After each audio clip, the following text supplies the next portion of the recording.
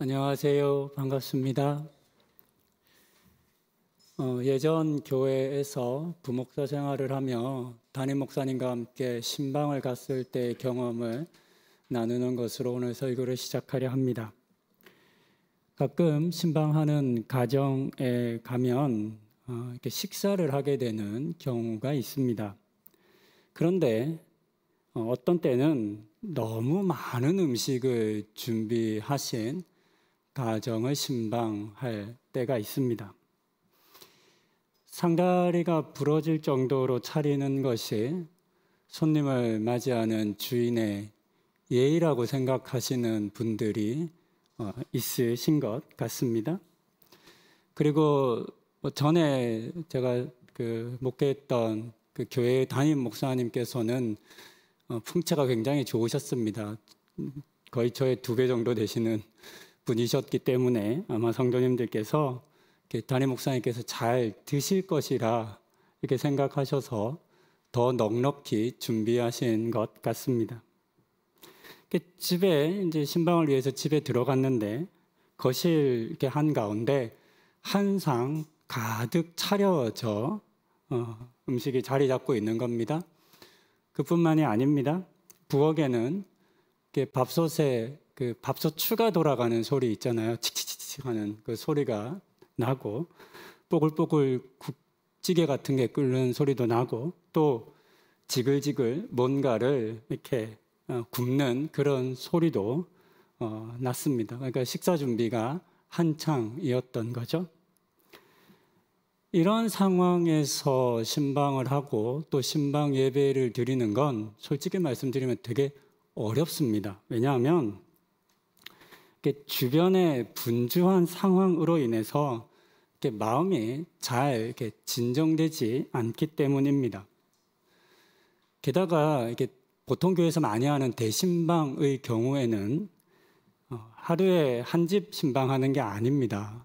저는 하루에 7가 정도 신방해 본 기억이 납니다. 그러다 보니까 이렇게 시간이 좀 빠듯한 겁니다. 근데 점심때나 저녁때 이렇게 잡히게 되면 그 중에서 한 가정에서 식사를 하는 경우가 많은데, 이렇게 이제 분주하고 또 시간도 촉박하면 이렇게 신방 예배를 드리고 함께 나누는 시간이 절대적으로 이렇게 부족하게 됩니다. 물론 목회자를 잘 대접하시고 싶어 하는 우리 성도님들의 마음을 모르는 것은 아닙니다. 충분히 잘 알고 이해가 됩니다. 하지만 그럼에도 불구하고 아쉬운 점이 있습니다. 예배를 드리고 또 이런저런 이야기를 나누며 기도하기 위해서 저희가 신방을 하는 것입니다. 그런데 식사 대접을 하느라 바빠서 예배와 기도 그리고 나눔 등과 같은 정작 해야 할 가장 중요한 것들을 제대로 하지 못하는 그런 경우가 생기는 겁니다. 그렇다고 차려놓은 음식을 안 먹고 나올 수는 없습니다. 그렇잖아요. 가끔 저와 같은 목사를 먹사라고들 하시더라고요. 잘 먹는다고. 어쩔 수 없습니다. 목사들이 잘 먹을 수밖에 없는 건 그렇게 차려주신 성도님들의 정성과 마음 때문입니다. 손님이 와서 목사님이 잘 먹고 가야지 그 차리신 그 정성과 수고에 조금이라도 감사함을 표하는 게 되지 않겠습니까? 대충 먹고 그렇게 가면 성도님들 마음이 또 상처를 굉장히 많이 받으십니다. 그래서 당연히 열심히 이렇게 잘 먹습니다. 부목사 때 이렇게 신방을 마치고 돌아왔을 때 참 많은 생각을 했었습니다. 아쉬웠었습니다. 그러면서 어렸을 때 저희 집에서 했던 신방도 막 생각이 났었습니다. 그때도 비슷했습니다. 어머님께서 나름 정성껏 열심히 신방 준비를 하셨는데 목사님 오셔서 정말 짧게 하시고 서둘러 다음 신방을 위해서 떠나셨던 그 모습이 어렸을 때 저의 기억 속에 있어서 이렇게 하는 것이 참 많이 아쉽게 느껴졌습니다. 감사했지만 성도님들은 바쁘게 일만 하시고 또 저와 같은 목회자들은 먹는 데 시간을 너무 많이 써서 충분히 교제하지 못한 것이 마음에 많이 걸렸었습니다. 그래서 하늘교회 부임하고서 저는 신방을 하는데 몇 가지 원칙을 우리 부교육자분들에게 이야기했었습니다. 첫 번째는 하루에 한 집 이상을 하지 않는다. 그리고 피치 못할 사정이 없는 한 뒤에 약속을 잡지 않는다는 것이었습니다. 이유는 신방을 갔는데 뒤에 약속이 있으면 서두르게 되잖아요. 우리가 어떤 모임을 가거나 이랬을 때 자꾸 시계를 보면 무슨 의미죠? 어디 가야 하거나 뭔가 있다는 얘기잖아요. 근데 신방을 간 목사가 계속 시계를 보는 그런 모습을 보여드리기가 싫었습니다. 그래서 뒤에 어떤 약속도 잡지 않도록 했습니다. 두 번째는 최소 2시간의 시간을 부탁을 드렸습니다. 넉넉히 2시간 이상은 있겠습니다. 이렇게 말씀을 드리고 신방을 갔습니다. 그래서 우리 교회에서 제가 했던 신방의 거의 대부분은 2시간을 훌쩍 넘겨서 3시간, 4시간까지도 했던 기억이 납니다. 세 번째는 식사를 준비해 주시면, 준비해 달라고 부탁은 안 합니다. 근데 준비해 주시면 사양하지 않고 정성껏 먹는 겁니다. 밥만 먹는 게 아니라 여기에 더해서 후식까지도 차나 이런 것도 다 마시고 옵니다. 이렇게 했던 이유가 있습니다. 분주한 것들을 다 한 이후에 나름 정성껏 접대하고 대접하고 싶은 그 일들을 다 마친 이후에 이런저런 이야기도 나누고, 또 이야기를 나누다 보면 기도 제목이 뭐세요? 이렇게 이야기하지 않아도, 묻지 않아도 자연스럽게 살아가는 이야기를 나누고 일의 이야기, 자녀들의 이야기들을 나누다 보면 기도 제목이 이렇게 나오기 때문입니다. 그렇게 이야기를 나누고 예배하는 그런 시간을 위해서입니다. 이런 이유로 다른 교회 대신방처럼 하루에 여러 가정을 방문하지는 못했습니다. 또 한두 해에 모든 집을 다 신방하는 그런 일은 하지 못했습니다. 하지만 제법 넉넉한 시간을 함께 했었기 때문에 여유롭게 교제할 수 있었고, 또 그렇게 신방했을 때 훨씬 더 저희가 서로를 더 잘 알 수 있어서 또 무엇을 기도해야 할지, 가정과 어떤 어려움이 있는지를 이렇게 알 수 있어서 저는 참 좋았습니다. 지금은 코로나 상황이어서 저희가 온라인으로밖에는 신방하지 못하는데요. 코로나 이후에 좀 더 빨리 회복되어 이런 신방을 할 수 있으면 참 좋겠습니다. 오늘 저희가 함께 읽었던 누가복음의 본문 말씀에도 앞서 말씀드렸던 것 같은 신방 이야기와 유사한 이야기가 기록되어 있습니다. 베다니라고 하는 예루살렘에서 그리 멀지 않은 작은 동네에 예수님께서 지나가시게 되었습니다. 그런데 그때 마르다라고 하는 한 여자가 예수님과 그 일행들을 집으로 초대합니다. 전후 사정은 우리가 성경에 기록되어 있지 않기 때문에 알 수 없지만 예수님은 그 초대를 받아들이셨고 그 집에 들어가셔서 모인 사람들에게 말씀을 들려주시는 장면으로 이어집니다.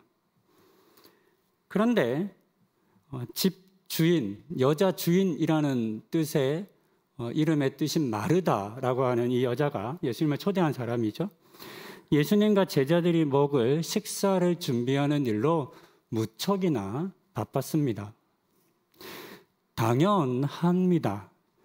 10명이 넘는 남자들의 식사를 한꺼번에 이렇게 준비한다는 건 결코 쉬운 일이 아니기 때문입니다. 우선 준비해야 하는 양이 엄청나게 많았을 겁니다.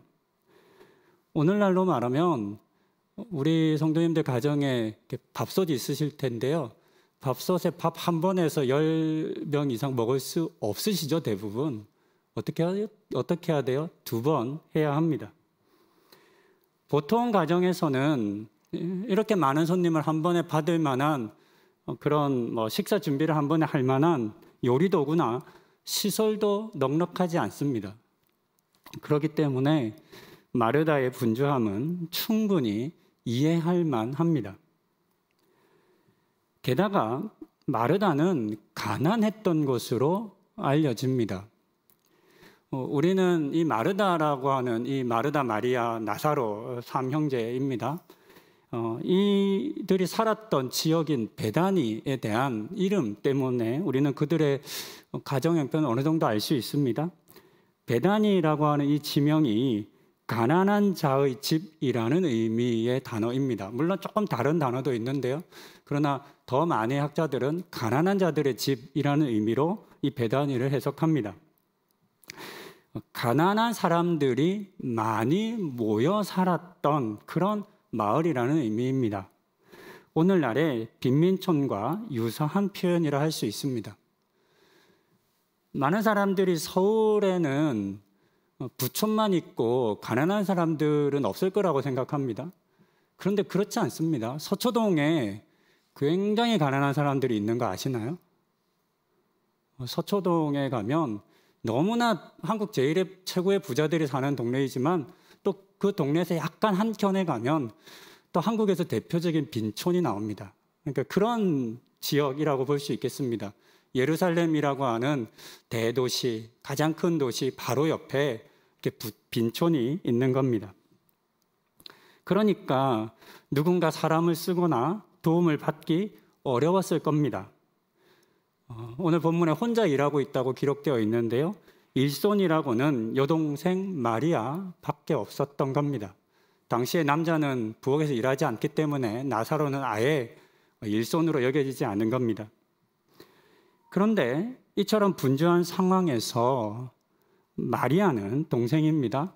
마치 남일처럼 여기고 있었습니다. 언니가 음식 준비를 하면서 너무 바쁜데 도와주지 않은 겁니다. 예수님 곁에 본문에서는 발치에 앉았다고 기록하는데요. 곁에 붙어서 예수님 말씀하시는 것을 듣고만 있었습니다. 이 때문에 마르다가 화가 났습니다. 마리아에게 여러 번 일하라는 말을 했을 것 같습니다. 그리고 눈치도 아주 무서운 눈빛으로 마리아를 쏘아보고 그 말은 안 하지만 입으로 말하는 거 있잖아요. 막 뭐라고 말했을 것 같습니다. 그럼에도 마리아가 응하지 않은 겁니다. 그래서 예수님께 부탁을 합니다. 고자질을 한 겁니다. 예수님에게 이렇게 마리아를 좀 시켜서 일하게 해달라 이렇게 부탁합니다. 당연히 예수님께서 마리아를 꾸짖고 보내줄 것이라 마르다는 생각했을 겁니다. 그것이 여자들은 부엌에서 일하고 남자들은 응접실에서 이야기를 나누는 당시 중동의 관습에 맞는 그런 행동이기 때문입니다. 쉽게 생각해서 예전 우리나라도 별반 다르지 않았습니다. 불과 우리나라만 하더라도 조선시대 100여 년 전만 하더라도 마찬가지였습니다. 하지만 예수님은 이런 마르다의 기대와 다르게 반응하셨습니다. 거절하셨을 뿐만 아니라 41절, 42절에서 오히려 마르다를 향해서 마르다가 잘못 지금 생각하고 있는 것이 무엇인지를 말씀하시기까지 하셨습니다. 41절과 42절을 다시 한번 읽습니다. 주께서 대답하여 이르시되 마르다야 마르다야 내가 많은 일로 염려하고 근심하나 몇 가지만 하든지 혹은 한 가지만이라도 족하니라. 앞서 살펴본 것처럼 예수님을 비롯해 많은 제자들을 먹이고 싶은 마음으로 가득했던 마르다는 너무 바빴습니다. 혼자서 일을 다 감당하는 건 솔직히 불가능한 일이었습니다. 준비해야 할 음식이 너무 많았기 때문에 도저히 감당할 수 없는 상황이었습니다. 그래서 그 결과 마음에 염려와 근심이 생겼습니다. 그뿐만이 아닙니다. 자신을 도와주지 않고 있던 마리아에 대해서 미운 마음이 생겼습니다. 화가 난 겁니다. 그래서 지금 마리아가 누리고 있는 평안을 빼앗으려 했습니다. 마음의 분주함과 화가 자기 자신에게만 머물지 않고 다른 사람에게까지 영향을 미치는 장면을 우리는 확인할 수 있습니다. 여기서 우리는 마르다가 예수님께서 자신의 집에 오신 이유를 그 목적과 의도를 정확하게 알지 못했다라고 하는 사실을 발견할 수 있습니다. 오해한 것 같습니다. 식사 대접을 잘 하기만 하면 된다고 생각했을지 모르지만 이 집에 오신 예수님의 생각과는 달랐습니다. 예수님께서는 밥을 드시러 오신 것이 아니라 이들과 교제하기 위해서, 이들에게 하나님의 말씀을 들려주시기 위해서 오셨기 때문입니다. 그래서 41절과 42절의 내용은 마르다에게 너무 많은 음식 준비하느라고 바쁘지 말고 좀 간단하게 먹어도 된다, 이런 의미의 말이라 하겠습니다. 그래서 예수님의 말씀의 의미를 이렇게 한번 생각해 보았습니다. 마르다야, 너무 많은 음식을 하려다 보니 정신이 없이 바쁘고 이러다 잘못 대접하면 어떻게 하지 하는 염려와 근심도 생겼구나. 그런데 우리가 여기에 배불리 먹으러 온 것이 아니지 않느냐. 있는 것으로 간단하게 먹자. 아니면 라면 먹어도 된다. 그리고 우리 함께 이야기를 나누자. 내가 너희에게 들려줄 하나님의 말씀이 있으니 너도 빨리 와서 함께 들으면 좋겠구나. 예수님께서 하신 말씀의 요지는 이렇지 않았을까 싶습니다. 그런 점에서 음식 준비를 하는 것보다 그 언니의 눈총을 받으면서도 예수님과 함께 머물며 그의 말씀을 들으려 했던 마리아가 더 정확하게 예수님의 마음을 이해한 것이라 할 수 있겠습니다. 여기서 잠시 우리의 시선을 마태복음 14장의 이야기로 옮겨갑니다. 23절은 예수님께서 혼자 산에 오르셨고 그곳에 가서 기도하셨다라고 하는 내용을 알려줍니다. 우리는 이 말씀을 예수님께서 산에 가서 기도하셨다라고 이해할 수 있습니다. 근데 그게 다가 아닙니다. 그것은 그냥 드러난 모습일 뿐입니다.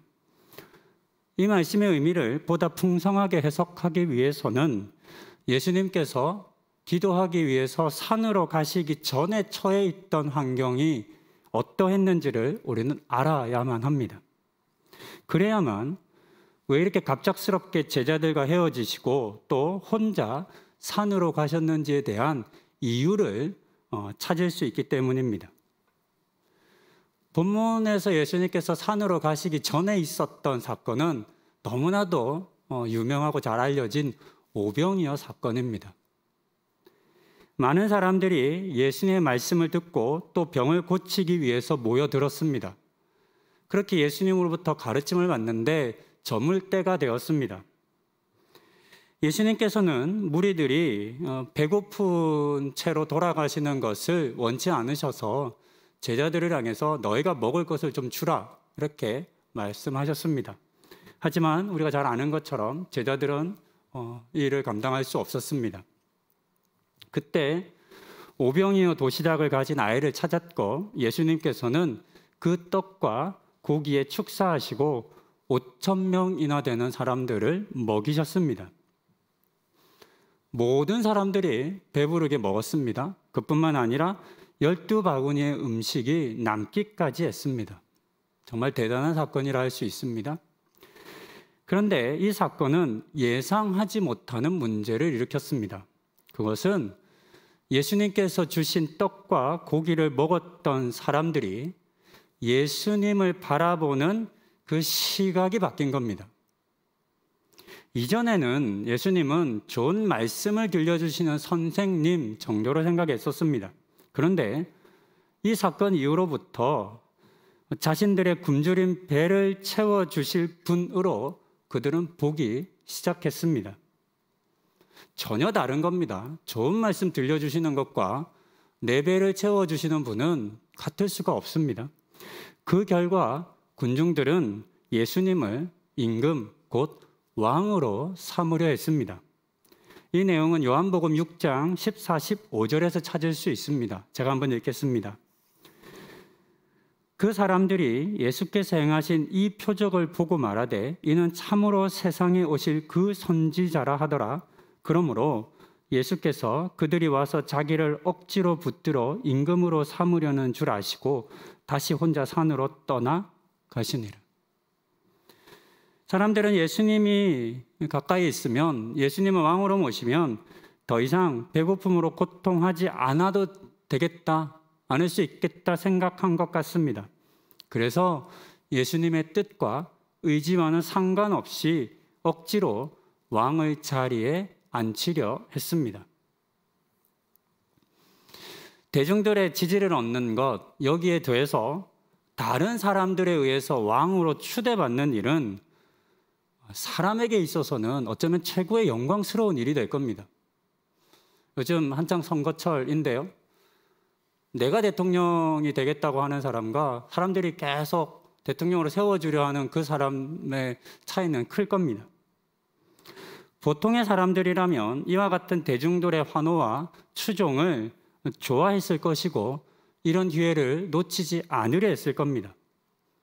결코 쉽게 뿌리칠 수 있는 유혹이 아니었습니다. 하지만 예수님께서는 이와 같은 사람들의 환호성과 왕으로 삼으려 하는 것을 아시고 피하셨다고 성경은 기록하고 있습니다. 마치 도망치시듯 산으로 오르신 겁니다.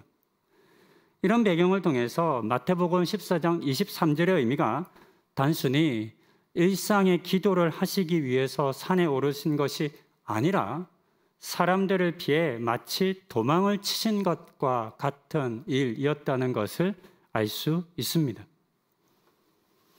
예수님께서 이렇게 하실 수밖에 없었던 것은 그만큼 예수님을 향한 사람들의 욕망이 컸기 때문이겠고 또 그것이 예수님에게조차 큰 유혹이었기 때문이라 할 수 있겠습니다. 자칫하다가는 이 땅에 오신 사명을 잃어버릴 수 있다는 것을 예수님께서는 아셨습니다. 그래서 어찌 보면 매정하다고 여겨질 정도로 단호하게 덩달아 흥분한 제자들을 비롯해 임금 삼으려 하는 모든 사람들을 뒤로 하시고 혼자 산으로 가셨던 것입니다. 큰 성공을 거두고 사람들이 환호하고 모두가 함께 있기를 바랄 때 그들을 뒤로하고 혼자만의 시간과 또 공간을 가진다는 것은 말처럼 쉽지 않습니다. 자칫하면 어렵게 얻은 사람들의 관심과 호의를 다 잃어버릴 수도 있습니다. 그래서 보통의 사람들은 물 들어올 때 놓아줘야 한다라고 말하며 그런 기회를 놓치지 않으려 합니다. 하지만 우리 주님께서는 다르게 행하셨습니다. 왜냐하면 앞서 말씀드린 것처럼 예수님을 환호하고 또 왕 삼으려 하던 그 사람들이 예수님의 마음을 빼앗고 예수님의 사명을 흐리게 만들기 때문입니다. 정작 중요한 것을 하지 못하도록 하기 때문입니다. 다시 마르다의 이야기로 돌아옵니다. 예수님께서 마르다의 집에 가신 이유와 목적은 무엇이었을까요? 먹기 위함이었을까요?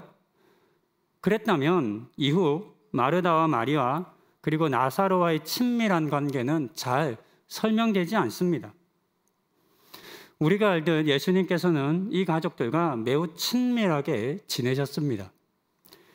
요한복음 11장을 보면 죽은 나사로를 불쌍히 여겨서 그를 다시 살리시는 내용이 기록되어 있습니다. 그때 죽어가는 나사로를 살려달라라고 예수님께 찾아오는 사람들이 그 나사로를 칭할 때 예수님께서 예수님에게 이렇게 이야기합니다. 당신이 사랑하시는 자라고 이제 부르는 겁니다. 깊은 교제와 나눔의 시간이 없이 밥만 먹고 떠났었다면 이런 관계를 맺을 수는 없습니다. 사랑하는 관계다라고 부를 수 없는 겁니다. 예수님께서는 밥을 먹기 위해 마르다의 집에 방문한 것이 아니었습니다. 교제하기 원하셨습니다. 그러니 마르다가 준비하려 했던 것과 같은 많은 음식이 필요한 것이 아니었습니다. 간단하게 준비해서 먹고 마르다를 포함해 모든 사람들이 예수님과 함께 교제하고 또 말씀을 듣는 시간을 가지는 것이 가장 중요했습니다. 앞서 말씀드린 것처럼 이 시간의 의미를 가장 잘 알고 있었던 사람은 마리아였습니다. 그녀는 언니 마르다의 부름에도 흔들리지 않았습니다. 더군다나 낯선 남자들이 가득한 집에 이렇게 앉아 있는 것, 그들 틈 속에 앉아 있는 것도 부끄러워하지 않았습니다. 보통의 중동 지역 가정에서라면 이렇게 결코 쉽게 볼 수 있는 일이 아닙니다. 왜냐하면 남자들이 모여 있는 곳에 여자들은 오지 않기 때문입니다. 뭐 응접실이든 아니 집이 작아서 방과 부엌 이렇게 나눠져 있다면 남자들이 집 안에 있으면 여자들은 부엌에 있지 들어오지 않습니다. 예수님께서는 이런 마리아의 마음을 잘 아셨기 때문에 오늘 본문에서 그녀가 선택한 것은 절대로 빼앗기지 않을 거라고 이렇게 약속해 주신 겁니다. 저는 이런 마리아의 모습이 수많은 사람들의 환호와 추종에도 불구하고 혼자만의 시간을 가지기 위해 산으로 오르셨던 예수님과 닮았다라는 생각을 했습니다. 중요한 것을 놓치지 않기 위해서 덜 중요한 것을 포기할 줄 아는 것, 필요하다면 멈추거나 또 피할 줄 아는 것에 있어서는 마리아는 예수님과 가장 닮은 사람이었습니다. 그리고 우리도 마리아처럼 주변의 많은 일들과 또 사람들과의 관계를 잠시 멈추고 또 뒤로 하고 주님과 혼자 있는 시간을 가질 수 있어야 되겠다라고 하는 생각을 해봅니다. 오늘날 많은 사람들이 이렇게 참 분주하게 살아갑니다. 많은 사람들 속에 속해 있거나 또 여러 일들 속에 파묻히게 되면 정신없이 바쁩니다. 몸도 마음도 막 급해집니다. 하나씩 하나씩 정리하면서 해야 할 일들이 뒤죽박죽 되기도 하고 마음이 잘 정돈되지 않을 때도 많습니다. 이런 상황에서는 당연히 일도 잘 안 됩니다. 일은 너무 많은데 하나하나 해야 되는데 일이 잘 안 되는 거죠. 그래서 계속 쌓여가는 것을 느낍니다. 그러다가 마음의 안정과 평안을 잃게 되고 염려하고 근심이 생깁니다. 또 그렇게 깨어진 마음의 평안은 오늘 본문에서 마르다가 마리아에게 했던 것처럼 다른 사람의 평안을 깨트리는 것으로 나타나기도 합니다. 이런 상황에서 우리에게 필요한 모습이 오늘 본문 속 예수님처럼 그리고 또 마리아처럼 뒤로 한 발짝 물러나는 것은 아닐까요? 또는 자신에게 가장 중요한 것이 무엇인지를 알고 그것을 붙잡는 것이지는 않을까요? 오늘 우리에게도 예수님처럼 수많은 사람들을 뒤로하고 하나님 앞에 혼자 있는 시간이 필요하다 생각됩니다. 마리아처럼 여러 많은 일들보다 하나님 앞에 머무는 시간도 필요하겠습니다. 그래야만 혼란한 마음도 진정시키고 일의 순서도 다시 정리하고 또 잃었던 평안도 되찾을 수 있을 것 같습니다. 오늘이 벌써 10월 첫 주입니다. 올해도 이제 3개월밖에 남지 않았습니다. 참 빠르게 지나왔습니다. 코로나로 혼란하고 분주한 시간을 보내느라 대부분 작년과 올해 우리가 시간 가는 것을 잘 못 느낍니다. 자칫하면 이런 분주함이나 혼란함에 휩싸여 버려서 남은 3개월도 그렇게 지나가겠다 싶은 생각이 듭니다. 11월, 12월이 되면 또 여러 일들로 분주합니다. 직장을 다니시는 분들은 올해 마감하고 내년을 준비하는 일들이 많으실 거고 또 이래저래 연말에는 또 많은 일들이 있습니다. 10월 말 정도가 되면 위드 코리아 코로나라고 해서 이제 약간 이제 방역 지침이 좀 이제 풀릴 것으로 많은 사람들이 기대하는데요. 그렇게 되면 또 이전에 못했던 것들 하려는 마음 때문에 어쩌면 더 분주해지지 않을까 이런 생각도 듭니다. 생각해 보니까 혼자 있기 참 좋은 계절이 10월인 것 같습니다. 이 좋은 계절에 많은 사람들과의 관계를 조금 내려놓고 또 여러 많은 일들도 잠깐 멈추며 하나님과 혼자 있는 시간을 꼭 누리시면 좋겠다라고 하는 생각을 했습니다. 그 시간을 통해서 잃었던 평안을 되찾고 다시 살 힘을 얻는 그런 우리 성도님들이 되면 참 좋겠습니다. 억지로 좀 시간을 내지 않으면 그냥 시간이 생기지 않겠습니다. 10월 저희 교회는 이제 추수감사주의를 매년 10월 마지막 주로 잡았습니다. 올해는 이제 31일인데요. 10월 마지막 주일 추수감사절 때 우리가 올 한 해를 잘 돌아보고 하나님 앞에 감사할 것이 무엇인지 또 아쉽고 조금은 섭섭한 일들은 무엇인지를 한번 정리해야 하겠습니다. 그 전에 이 10월에 하루 정도라도 꼭 시간을 내어 사람들 틈 속에서 한 발짝 뒤로 물러나고 또 여러 많은 일들도 한번 멈추시는 분들이 되실 수 있기를, 그래서 그 시간을 통해서 하나님과 혼자 있는 시간을 가지시고 그 속에서 하나님 무엇을 말씀하시는지, 내가 놓친 것, 잃은 것은 무엇인지, 너무 분주하고 바빠가지고 내 안에 잃은 놓친 평안이 무엇인지, 또 그것 때문에 다른 사람을 공격하고 또 힘들게 하는 것은 아닌지와 같은 것들을 점검해보고 돌이키는 우리 성도님들 다 되실 수 있기를 권면드립니다. 기도하시겠습니다. 여러 일들과 사람들과의 관계로 분주한 일상을 보내는 분들이 참 많으십니다. 때로는 정작 중요한 것이 무엇인지 알지 못하고 놓치는 일들도 있습니다. 한 해를 마무리해야 하는 이때에 우리의 분주한 일상을 잠시 멈추고 주님과 혼자 있는 시간을 가지는 우리가 되기를 소망합니다.